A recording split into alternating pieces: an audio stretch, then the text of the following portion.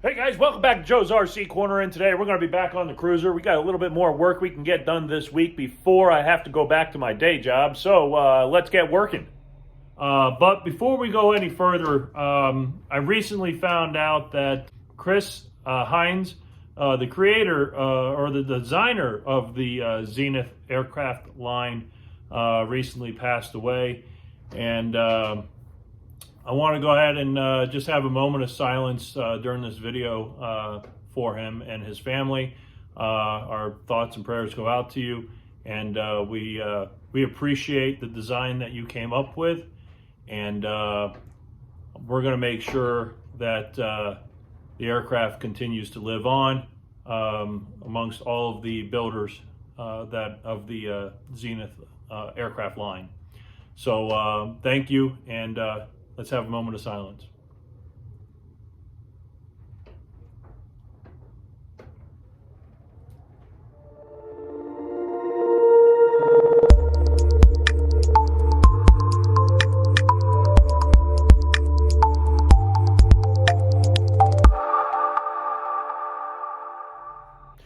Okay, so as you can see, as you saw in the last video, we did get a lot of work done on here.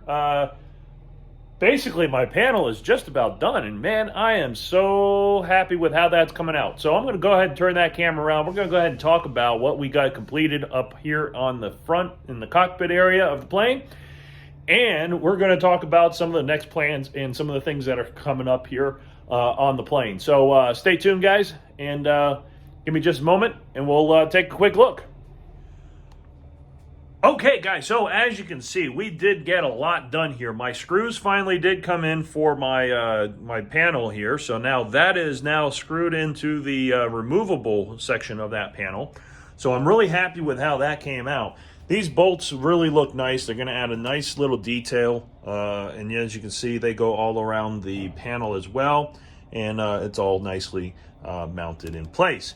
This Grand Rapids screen is beautiful. I'm really happy with that. It looks really nice. As you can also see, I also made up some of my labels here already, so that way I can be compliant. So as we mentioned before, this was my firmware update. I can now plug a USB port into this, or USB stick into this section here, and that will then feed into the Grand Rapids EFIS screen. Still got the EIS system here, the Garmin 175, waiting on the part from Garmin so I can interconnect this to the 175. So I do have to make up a label. I'm going to be sending back the FlySafe part so I can get the adapter from the 175 to the EFIS. So that's on the way. I did start a little bit of wiring, and we'll talk about that in a minute.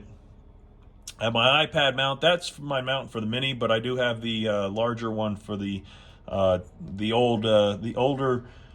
I think it's a 9.6 inch Pro, the older Pro, which will fit in there nicely as well. I did get some of my switches in. So as you can see here, we have our master switch. We have with the Viking engine, there is two switches for your master, so you have battery 1, battery 2 on your master switch here. Then you have your avionics, which is a 35 amp circuit breaker switch. I have my fuel pump 1 and fuel pump 2. Then we have the alternator on and off, and then the pitot heat on and off. The next row of switches, which like I said, I'm waiting on these the next set to come in. Is going to go right here, and those are going to be for my lights. So I'll have my nav lights, landing lights, and wig-wag, and then a dome light. And that dome light is going to be mounted probably back here somewhere underneath in that area. And that light is going to be a 12-volt powered light, and it can also do, it has a red light and a white light that will be on there. So that'll work out really nice, and I can turn that on and off from here. There is a switch back there, but we're only going to use the on-off up here in the front. So next thing to talk about here is we do now have, I bought the center console. I bought it on eBay. I believe I saw it on Amazon as well. But this is going to save me a lot of time in regards to fabricating one. So I'm just going to have that mounted right onto this skin somehow.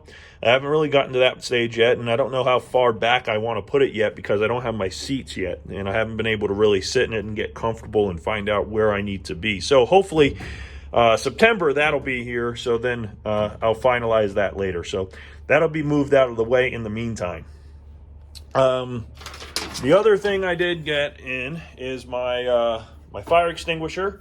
It is a DOT approved little guy. It's really small, but I mean it's a small airplane, so it should be fine. It's got a 12-year shelf life.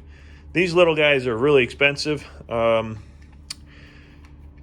but it does meet the DOT requirements, and it is I believe Halon fire extinguisher. So it doesn't cause any corrosion to your electronics or anything like that if you do need to use it. So that's going to live in this area down here underneath my legs. Shouldn't be in the way since my legs come out and down over there. So that should be just fine there. But in the meantime, it is going to be set off to the side, out of the way while I'm working on the plane. But yeah, it's good to know that we have safety available there.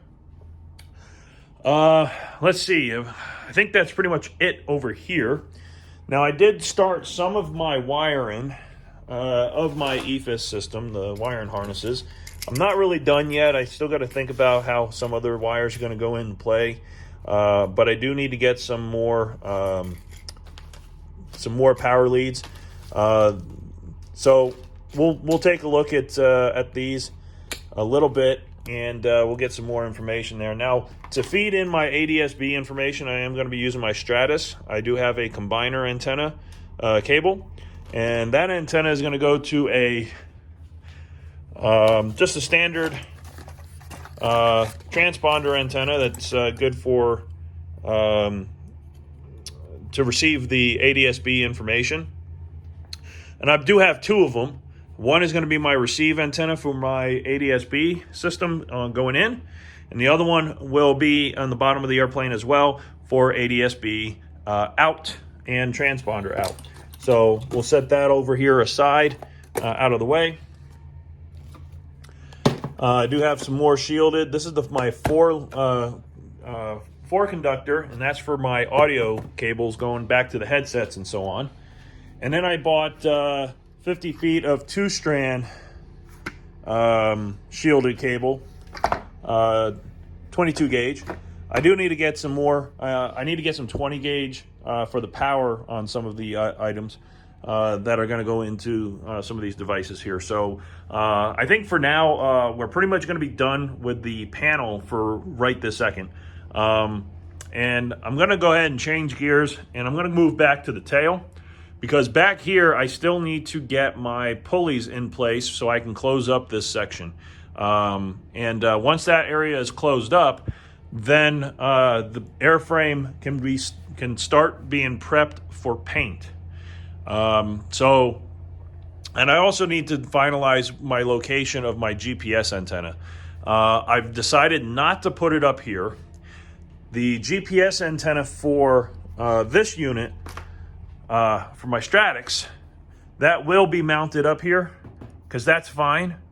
But my main GPS antenna, I'm going to be relocating it. Most likely, the plan is probably going to be for it to live somewhere about here. That'll give me a great view of the sky, and it should work great right there. My main comm antenna, of course, will be here, and I may go back just a little bit and about 2 feet, and we'll put the ELT antenna back here. So that should be perfect. That should line everything up nicely. And now I just need to get those pulleys in place, get those prepped, and get those mounted with at least the one on the inside permanently mounted, and probably the one on top will be Clecoed in place just to so that way I can remove it when I get everything started and get ready for paint. Okay, so that's where we are right now. We're going to go ahead and get to work, and I'll be back with you guys when I get something else done. Thanks. Stay tuned. Okay, guys. So there was quite a bit of work that we got accomplished here today. So inside the cabin area, we were able to finally get the rivets in along here to the seat base. To accomplish that, though, I had to pull my torque tube out and pull it out through the bottom, so that way I can get a rivet and also just get my 90-degree angle in there so I could chase the holes, make sure that everything was lining up properly. Now that we have that done, we will then be able to close that section up for now. I do still have to get my Teflon pieces in there so I can feed the rudder cables back there. Haven't gotten that yet, but we're going to start cleaning all up in here now and start working on that. Now, up on the top, we now have antennas. So all the antennas need to be roughly 24 inches apart, roughly 2 feet. So what we did is I had already mounted this antenna here, and it is not mounted down securely yet. But as you can see, it works pretty good. That very little deflection because this has now got a doubler underneath here that is attached to this beam here, and also to the that's the bulkhead right here against the wall, so the back wall of the cabin. So and it is sandwiched between there, so that should be nice and stiff, pretty good there. Very little deflection, but that's not tightened down all the way, so just keep that in mind. Now we go over to the GPS. That's the GPS antenna for my 175. I have it on the center line, and it is 24 inches away, actually roughly about 25 inches away from the front. Now, this is something that I did want to avoid. However, there was not much I could do about it. I wanted to avoid having antennas come down inside the cabin area. However, to maintain my distance between all of my antennas, that was kind of needed. So I ordered a 90-degree TNC connector, which is the type of connector on that antenna. And that's going to run 90 degrees along this, it's that L angle in there. It's going to run along that L angle with some Adel clamps and Adel clamps, Adel clamps. And that's going to run it down over to the side and then down alongside the back of the push rod housing. So that should work out just fine. The other option that I do have, and I have thought about it, is I've seen it on a couple other Viking builds. Because we have the header tank that's going to be back behind here, they made a channel that goes up along the center of the fuselage inside there to that front where the spar that goes across the trailing edge is, which also is inside here. But what I can do is run a tray up through there, run the fuel lines on that, and then have the fuel lines come out on an angle over here to that side on either end. And I can then run the GPS antenna cable through that as well, and then back and then down as well. So we'll have to take a look at that when we get to that stage, start filling that in.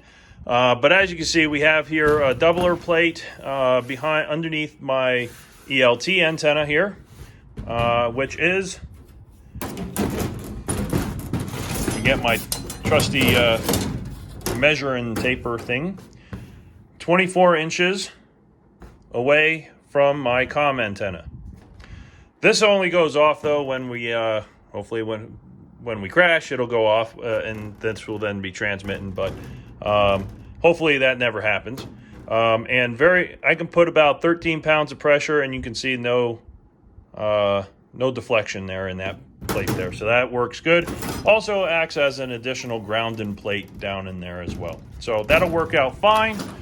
Here as well, same thing, 13 pounds of pressure here and no deformation of the skin, which is exactly what you want to see. Yeah, still haven't gotten to those pulleys yet. We're going to have to get those done next, probably this weekend. This is Friday, so we still have Saturday, Sunday here to work on this tail section, because I do need to get those pulleys in place. Then I can finish pulling out those clecos and finalizing the rivets into the tail section back there and the bolts into the support where I have the larger clecos in.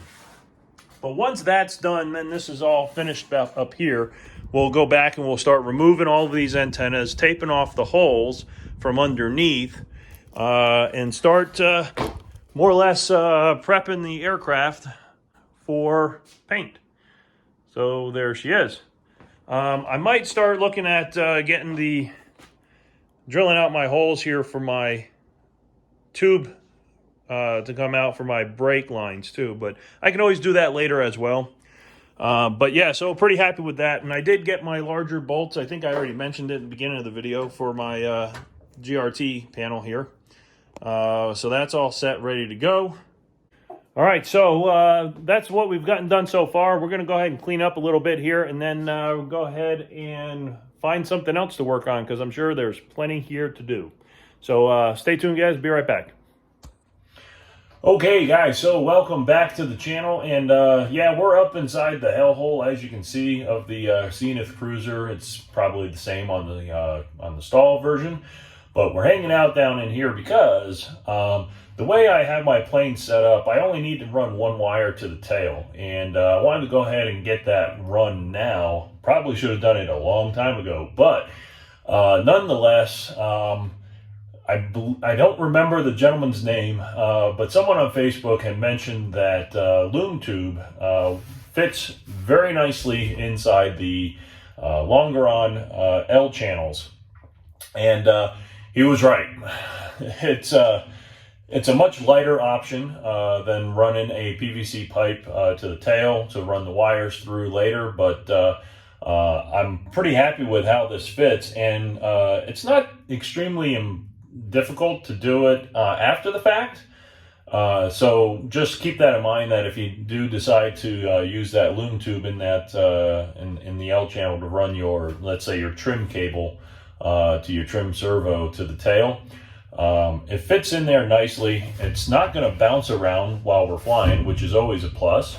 And it holds it securely, keeps it from chafing, and makes a nice clean setup. So I'm going to go ahead and turn the camera around, let you guys take a look, see how that came out in here. Okay, so as you can see, guys, in the corner over here, you can see the black line there.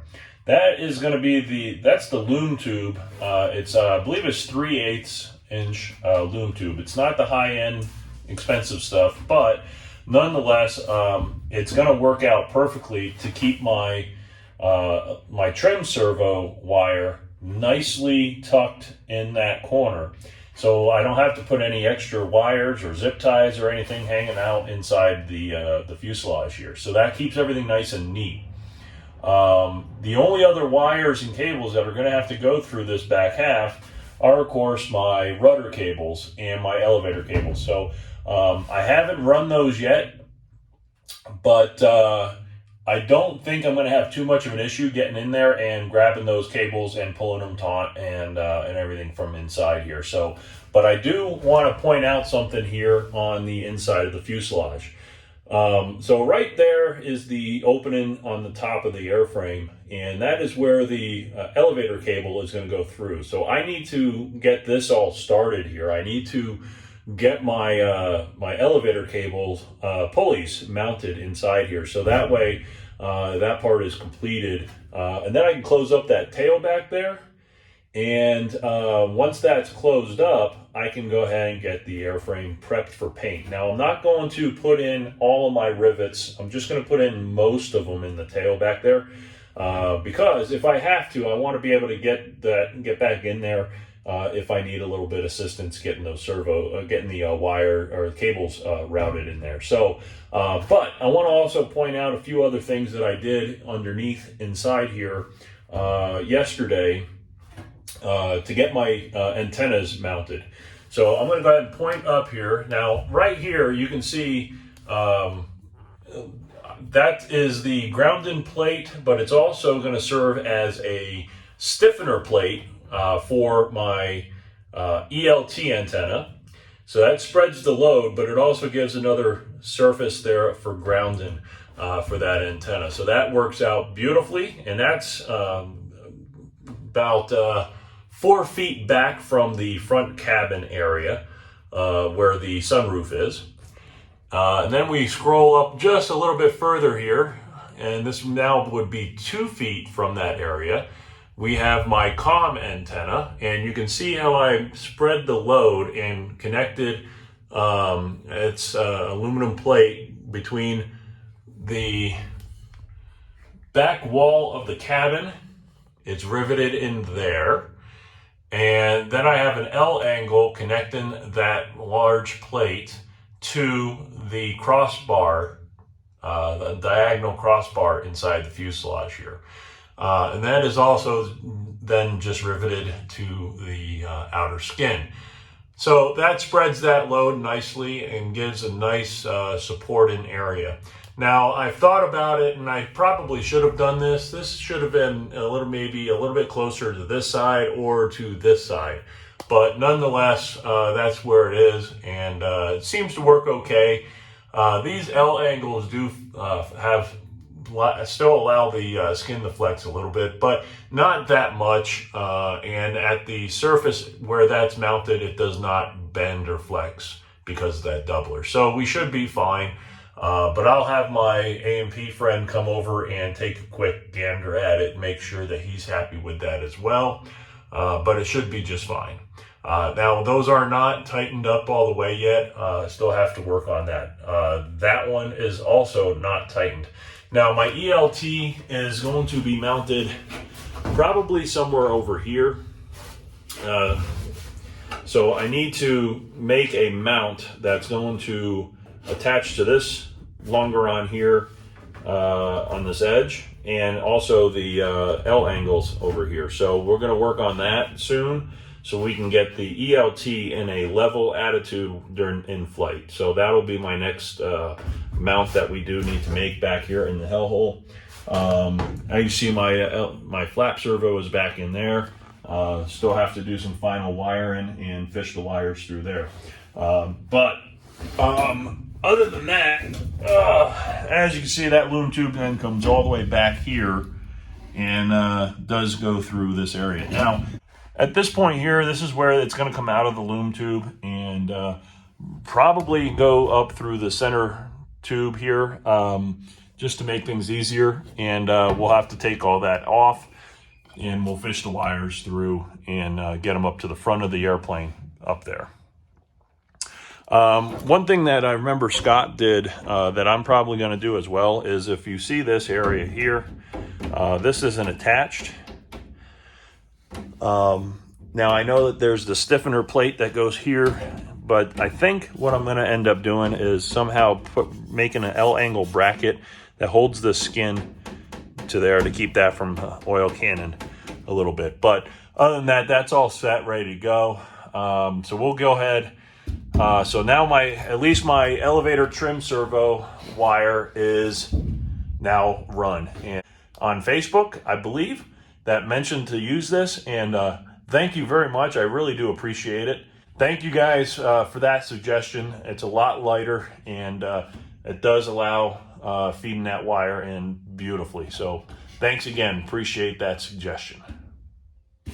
All right, guys. So welcome back. And so what we're working on right now is, as you can see, I have my horizontal stabilizer out and have it placed on top of the tail empennage of the aircraft right now, because what we're trying to do is line up these pulley cables based on where they want them, and also just keeping in mind that the cable has to clear this section here, come up, go around this pulley here, and then go up to the elevator.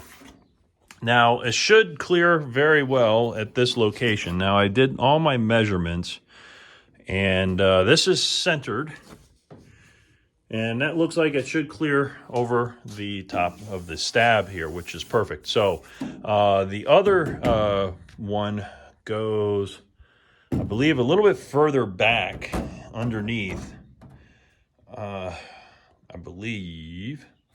Or does it go further forward? Let me take a look here at the plans very quickly. Let's take a quick gander here.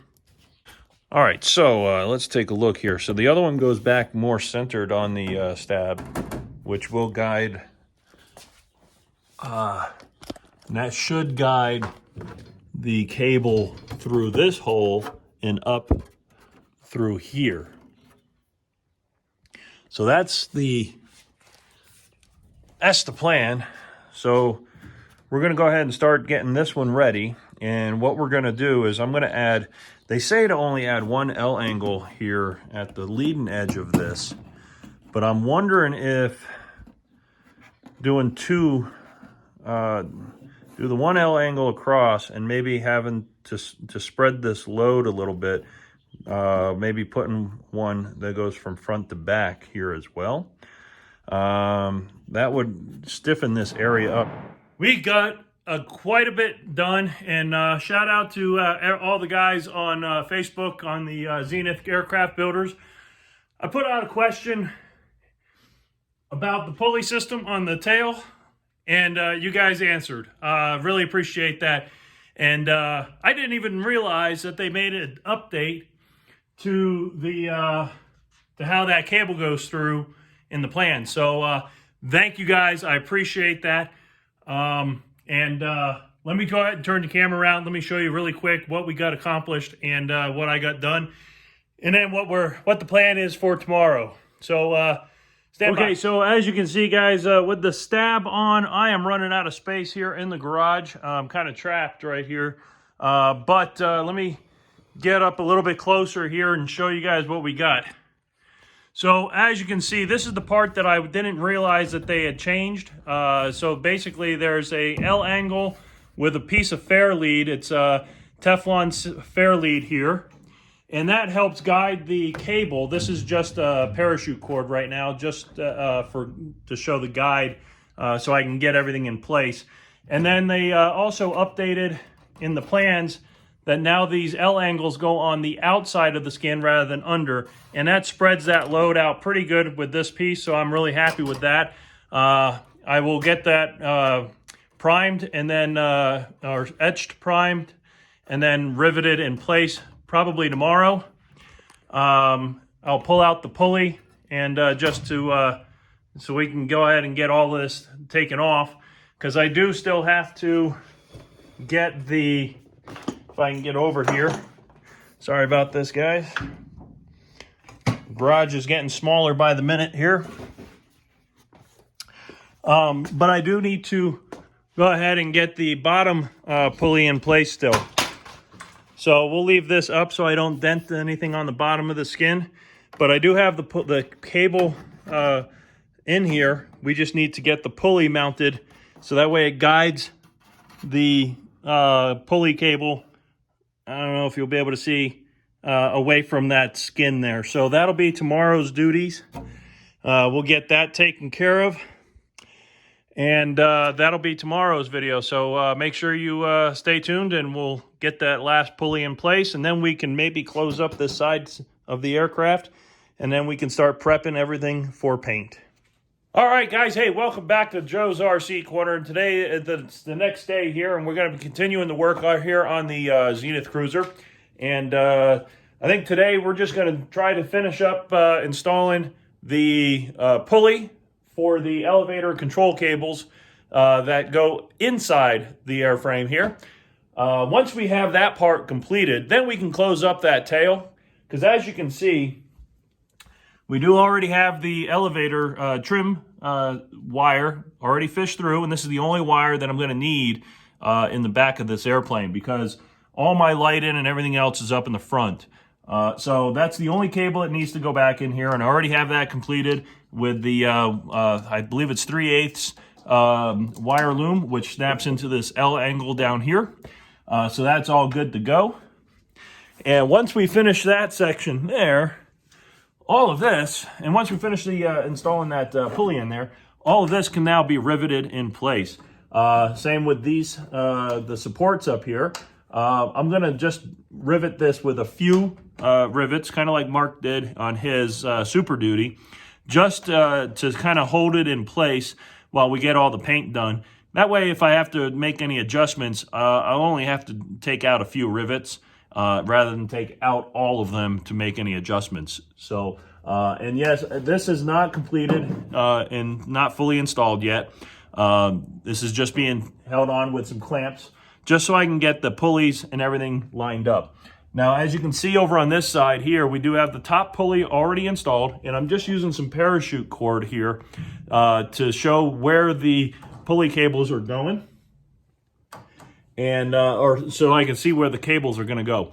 Once we get this, this one's all set, ready. I'm using the Teflon. I know some guys have been talking about on Facebook, and I appreciate everybody's help and suggestions. Mark used a pulley down in there. I'm still debating whether or not I want to swap that out and put that in there, but I can do that later. For right now, this is working really good. And I will be putting an access panel in that shroud up in the front here, and the lead-in shroud of the stab. So that way I can access this pulley and also see down inside there to make any adjustments. I've also thought about maybe making that whole piece removable with some riv nuts, or not riv nuts, I'm sorry, with some nut plates to make that shroud removable. That way I can pull that whole piece off and get down inside there and make any adjustments as needed. So that might be an option as well, so make it easy for access of this area, since there are some equipment here that might need to be, or components that might need to be inspected once a year or every other year or so on. So anyways, we're going to go ahead and pull out these clecos on the side here and start working on the pulley cable, pulley down underneath there. So stay tuned, guys. Okay, guys, so as you can see, we've got all the pulleys now in place for the elevator. So here's the elevator lower one. I had to move it pretty far forward here to clear this area up here and to go right through the center of the hole here. So that's all set up now. I have the doublers in there. The L angles are in there as well. And of course the top one is also installed, and that has the cable going up over the top of the stab. So we're going to go ahead and pull these pieces back off. We're going to get them prepped. We're going to spray them with some self-etch and primer to protect them, and then we're going to get those riveted in place. We are going to leave the parachute cord in here, so that way I can fish my pull cables back up to the front using these. So those will stay. Just have it tied off around the back here. So let's go ahead and get that done, and then we can close up this back section. All right, guys, so welcome back. I hope you enjoyed the video. This is going to be the end of the video for today. I'm going to go ahead and cut it off for now. Over this past week, I did get quite a bit of work done, a lot more work than I was expecting. However, not exactly what I wanted to get done, but that's what it is. Sometimes we get as much as we can during the time that we have in regards to the aircraft. So, all right, so let's go ahead and move on to go over what we accomplished here over this whole week. Really, it's kind of a catch-up amongst all the videos that I'm going to be releasing in a very short time here. But here's just a recap.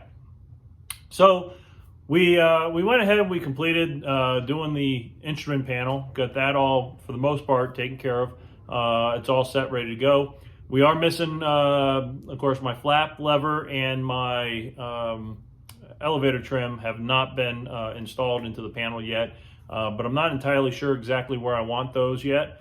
Some of that's going to be is going to entirely depend upon the placement of the throttle push pulls. So once I know where that's going to go, then I can kind of finalize where that's going to be mounted and get those in place.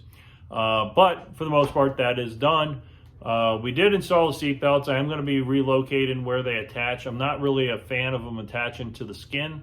So we're going to change that mount, and we're going to move it to the main spar section up on the top here. So one will be on this side, and of course the other one will be on the passenger side there. To me, it just seems like a smarter location, gives it a little bit more strength there, and I just feel that that's a nice, safe adjustment. Now, the other things we completed, of course, we did get all of my antennas are now mounted to the roof, and also have my transponder antennas to the bottom. And I say that plural because I have two antennas down there. One of them is for my Stratix to feed ADS-B information to my panel, and the other one is for my ADS-B out. So that gives me the ability to have my situational awareness on my main display, not just on my iPad, and also the transponder Mode S ADS-B out, so I will trigger towers. So I'm glad with that. GPS antenna had to be relocated just to the cabin area on the roof. But I think what I'm going to end up doing is making a channel out of aluminum in that area to go from the beam to the back of the or to the back of the cabin. That will house my fuel lines and get those out to the wings from there. And I can also then hide that unsightly antenna right there. I do have some 90-degree TNC connectors that I'm going to be using there to bring that off to the side and then follow down the beam here. So keep it nice and clean inside. I'm not too concerned about wires and pipes or the cables and things like that showing too much. Since I am going with a military scheme, it's fine. It gives it a little bit of character, but I don't want to go crazy with it. So that's all done. Now the other portion that I completed just today, and I'm going to go ahead and move the camera or maybe just put some pictures here, but we got the pulley system installed. And again, a shout out to the guys on the Facebook that helped me out and provided the information I needed. Scott and I apologize if I can't remember everyone's names, but thank you all for the input that you provided, and pointed out that I was a version behind in my plans there, but I did have the parts. So I did get the parts out of there. It has the Teflon piece. I've been going back and forth on whether or not I wanted to use a pulley or just use that Teflon. I decided I'm going to stick with the Teflon piece. The reason for it is I can get in there and inspect it very easily. That shroud that's going to go over that, I'm going to have that screwed in place with nut plates instead of permanently riveting that and putting a hatch or anything like that. Just put some screws there. Once a year when I do my annual, pull that part off. I can see my pulley on that side. I can see the pulley down below, and also inspect that Teflon. I had my friend, he's an AMP, he came out, he specializes in a lot of small aircraft like this, ultralights and so on, and he says they all use that Teflon. It's not going to be a problem. Eventually, yeah, you may have to replace it. It will wear out, but for the most part, he said it's a set it and forget it and not to worry about it too much. But having an access panel, so having that shroud removable, the leading edge of the tail, have that removable, you can access it, you can check it, you can make sure everything is good to go. So we're going to stick with that. And I finished, because I got that in there, and now I have the elevator trim servo cable run through the fuselage now. I also have I have some parachute cord run through the fuselage now, which will allow me to pull my elevator cables and my rudder cables through. Big help there. I basically have closed up the tail now, and hopefully, fingers crossed, weather cooperates and we'll be able to start laying some color on the outside of this airframe. With that, guys, I'm all done for today, for this weekend. I hope you guys enjoyed the video. Make sure you hit that subscribe button. Make sure you like the video if you liked it. If you don't like it, the other button works too. But if you want to help support the channel, make sure you subscribe. Make sure you hit that bell to make sure you get notified for the next video, because the next video we're going to be taking this outside and we're going to get prepped for paint. So we're going to be roughing up the surfaces. We're going to tape it all off and get it ready. Hopefully Sunday next week we can put some color on it. So without further ado, guys, that's all I got. Make sure you hit that subscribe button again, and keep building and keep flying.